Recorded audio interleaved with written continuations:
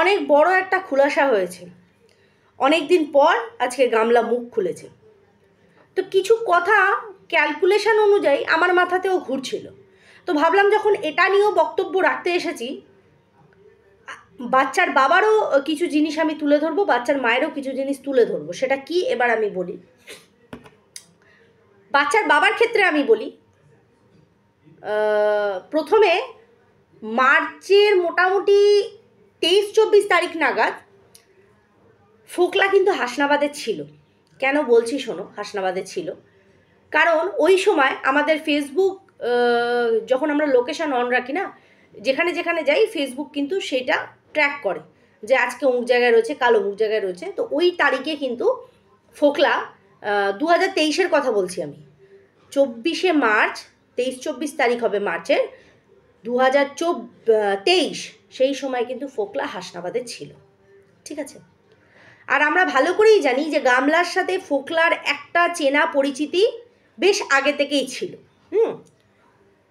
তো তারপরে এপ্রিলে মেবি গামলা বাপের বাড়ি যায়, শরীর খারাপ হয়, অসুস্থ হয়, যায়। তারপরে এরকম আমরা টাইটেলে মুখে তার শুনেছি যে এরকম জন্মদিনে গোপালদা উইশ করেছে, এরকম একটা জিনিস। এবার গোপাল যে আমাদের ফোকলু, সেটা তো সবাই আর জানতে কেউ বাকি নেই। আজকে কেন এত পুরনো কথা বলছি এই কারণে, এবার দেখো আমাদের এই যে ফোন থাকে না, ফোন যদি আমি আদার্স কোনো ডিভাইসের সাথে কানেক্ট করি, সে তোমার টিভি হোক, ল্যাপটপ হোক বা এই কম্পিউটার মনিটর হোক, ও কিন্তু একবারে সেটা কানেক্টেড যে হয়ে যায়, আমি যতবার খুলবো সেটা কিন্তু কানেক্টেডই থাকবে, সেটা কিন্তু ডিসকানেক্ট হয় না বা আবার রিকানেক্ট করতে হয় না। সেখানে দাঁড়িয়ে এটা আমাদের কাছে দাবি করেছিল বাচ্চার বাবা যে ও যে চ্যাটিং করে সেই চ্যাটিংটা কিন্তু ও মানে দেখছে বা ও দেখেছে, যেহেতু ওটা ল্যাপটপে খোলা, ও পরিষ্কার দেখতে পেরেছে, ওগুলো জানতে পেরেছে। এবার ঘটনাটা হচ্ছে এপ্রিল মাসে যখন ওখানে ও ছিল, ওর তো চ্যাটিংয়ের দ্বারা গামলার সাথে ফোকলার কথা হতো। দেখো এটা আমি সম্পূর্ণ একটা ক্যালকুলেশন অনুযায়ী বলছি, তোমাদের কাছে রাখছি, বিষয়টা ভাবার চেষ্টা করবে। তার এবার এই যে ঘটনাটা, এই যে বিষয়টা, এবার তার মানে যখন কানেক্ট হয়ে রয়েছে, চলো আমি মেনে নিলাম যে সঙ্গীর নাম দিয়ে ওই অ্যাকাউন্টটা সেভ করা ছিল, মানে ফোকলার নাম্বারটা। তারপরেও অ্যাজ এ হাজব্যান্ড তার স্ত্রী যে কথোপকথনটা হচ্ছে সেই ওয়েতে গিয়েই তো বুঝতে পারবে যে বান্ধবীদের মধ্যে এই রকম আলোচনা হবে না, বা বান্ধবীদের মধ্যে হাই হ্যালো না, সমস্ত পার্সোনাল কথাবার্তা হবে। পার্সোনাল মানে এই সংসারে কি হলো, এই কি হলো, দুটো চারটে স্বামীর আলোচনাও হয়ে যায়, হ্যাঁ ফ্যাক্ট, কথাটা সেটা না। তাহলে আমি কি ধরে নিতে পারি যে ওই সময় থেকেই বাচ্চার বাবা বিষয়টাকে দেখছিল, তোমরা মেলাবে আমি যেটা বলছি, বিষয়টাকে দেখছিল। ও চ্যাটিং দেখার পরেও হয়তো অতটা গুরুত্ব দেয়নি, প্রথম এটা হতে পারে যে অতটা গুরুত্ব দেয়নি। দ্বিতীয় এটা হতে পারে যে ও ভেবেছিল এই জিনিসটা এরকম চলুক, একটা কন্টেন্ট, যেরকম কদিন আগে মন্দিরের ঘটনাটা মিটেছিল, মানে চলছিল সেই সময়, এটাকেও অ্যাজ এ কন্টেন্টইও ইউজ করতে চেয়েছিল। কোনটা, এটা আমি একটা ক্যালকুলেট করে বিষয়টাকে বার করলাম যে এই রকম ঘটনা কি হতে পারে, যে ও ভেবেছিল যে চলো অ্যাজ এ কন্টেন্ট এটাকে আমি এখন চালাবো, কিন্তু বিষয়টা যে এরকম সিরিয়াস হয়ে যাবে সেটা হয়তো ধারণা করতে পারেনি। বোঝাতে পারছি? আশা করি বোঝাতে পারছি। যাই হোক, তার আগে বলি welcome back to my channel. কেমন আছো তোমরা সবাই? আশা করি সবাই ভালো আছো, আমিও ভালো আছি। দিনের ফার্স্ট ভিডিও নিয়ে চলে আসলাম, প্রচণ্ড গুরুত্বপূর্ণ ভিডিও, কারণ আজকে গামলা মুখ খুলেছে। গামলা নে মুখ খোলি, আরে ভাই কুছ তো বলি। কারণ দেখো, আমি একটা জিনিস ভালো মতন জানি, কেস রিলেটেড বিষয় ওয়াইটিতে আলোচনা করার না। হ্যাঁ, আমি এসে টুকটাক আপডেট দিলাম যে হ্যাঁ আমাদের কাজ হচ্ছে বা এতটুকু এগিয়েছে, দ্যাটস ইট। এখানে বিচারালয় খুলে বিচার সবার মতন এখানে আলোচনার বিষয়বস্তু না, ইচ অ্যান্ড এভরিথিং। কেন বলছি এটা আজকে বলে না, যে আজকে আমি হঠাৎ করে বলছি, আমি কিন্তু MSL-এর টাইমেও বলেছিলাম যে কেন আলোচিত বস্তু হচ্ছে এই কেসের। কারণ আজকে যদি বেশি আলোচনা করতে বসি, তাহলে অপোনেন্টে যে আছে সে কোথাও না কোথাও অ্যালার্ট হয়ে যাবে যে এটার পরে এটা হতে পারে, সবাই এখানে ধূর্তবাজ। তো আমি এই ক্ষেত্রেও আমি সবসময় বলেছি যে আলোচনার বিষয় না। গামলাও মেবি এই জিনিসটাকে কিন্তু রিলেট করেছে যে আইনের আলোচনা আমি এখানে কেন বসতে বলবো, কে বিচার করবে, কে বিচার দেবে আমাকে, কে বিচার পাইয়ে দেবে, কে শাস্তির ব্যবস্থা করবে, কে মিউচুয়াল করাবে, কে কে ভিউয়ার্সরা? না, ভিউয়ার্সরা এমন মানুষ যাদের কাছে আমি নিজের অস্তিত্বটাকে ক্লিয়ার রাখবো, আর যার যার ভিউয়ার্স তাদের কাছে তারা অস্তিত্ব ক্লিয়ার রাখছে, কারুর কারুর মুখোশ খুলে যাচ্ছে, ক্লিয়ার হচ্ছে। এবার ঘটনাটা হচ্ছে, আমি যতটুকু জানি, আমি কিছু জিনিস আজকে তোমাদের বলবো। অরিন্দম দার সাথে যখন থেকে পরিচয়, আমি আজকে নামটা নিতে বাধ্য হচ্ছি, আমি রিলেট করছি বিষয়গুলো, তখন থেকেই ঝিউয়ের সাথে কোথাও না কোথাও একটা পরিচয় হয়ে যায়, কোথাও না কোথাও একটা পরিচয় হয়ে যায়, ঠিক আছে, সোশ্যাল মিডিয়ার থ্রু। কারণ এটা কিন্তু মনুও বলেছে, এটা মনুও বলেছে। তাই তখন ওই সময় আমাদের এস চক্রবর্তী ম্যাডাম কিন্তু আমাদের ওয়াইটিতে আসেননি, তখনও কিন্তু উনি আসেননি, উনি ঝিউকে ধরে নিয়ে এসেছে।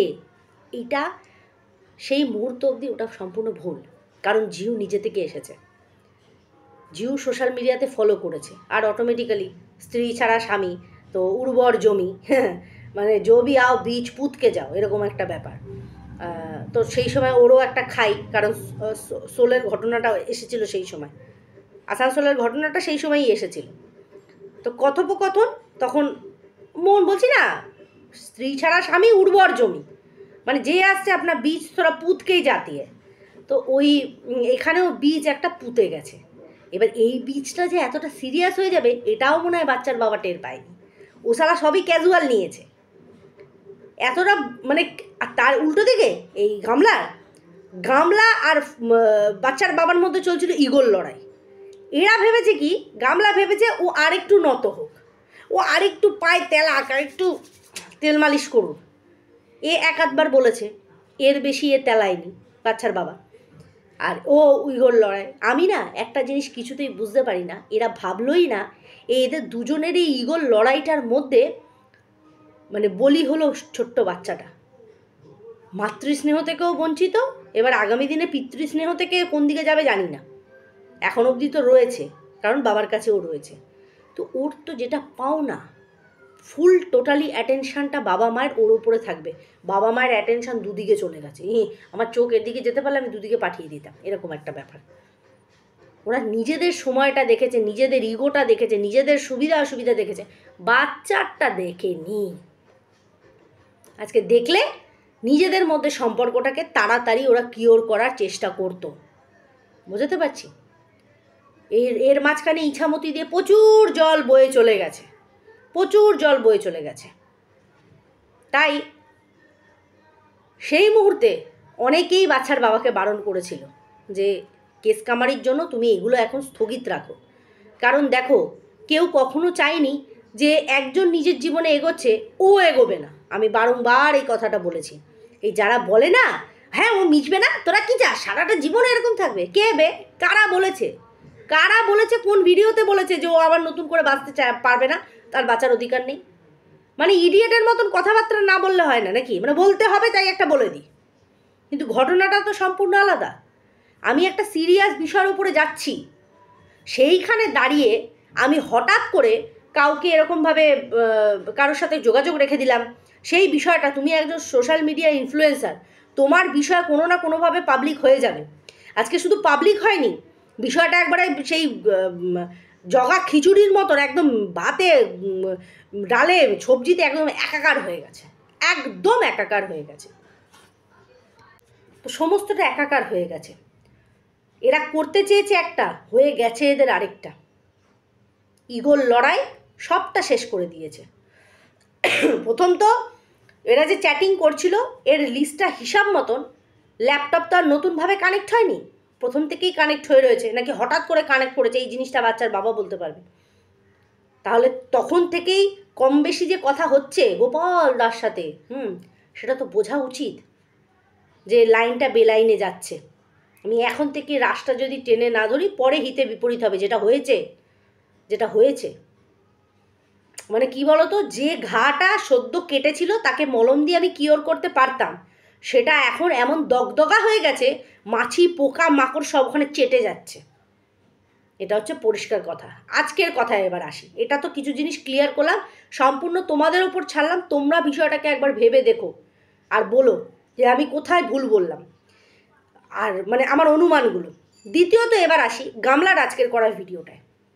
গামলা টোটালি বিধ্বস্ত, টোটালি ফেড আপ। আরে ভাই, ডিভোর্স এমন একটা জিনিস যেটাই একমাত্র পারবে আইনতভাবে তোমাদেরকে বিচ্ছেদ দিতে, নালে এখনও তোমরা লিগালি হাজব্যান্ড অ্যান্ড ওয়াইফ। তোমরা হতে পারে লিভিনে আছো, হতে পারে তোমরা শারীরিক কিছু চাহিদা মেটাচ্ছ, কিন্তু ওই সম্পর্কগুলোকে সামাজিক পরিচিতি দিতে পারবে না, কারণ তোমরা অলরেডি নিজেরাই সামাজিক বন্ধনে আবদ্ধ হয়ে রয়েছো এখনও আইনতভাবে।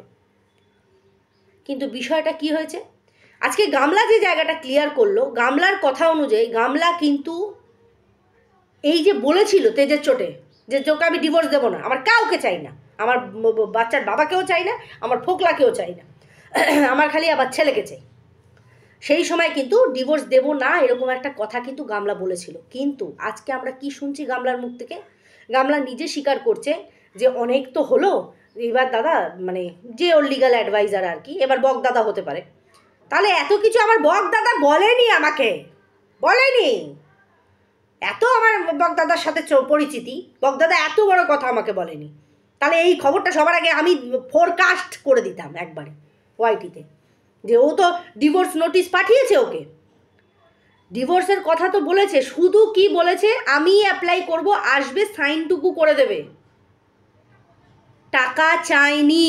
এই প্রথম মিথ্যে কথাটা বাচ্চার বাবা কেন বলল, টাকার কথা কেন বলল, যে ও টাকা দাবি করেছে।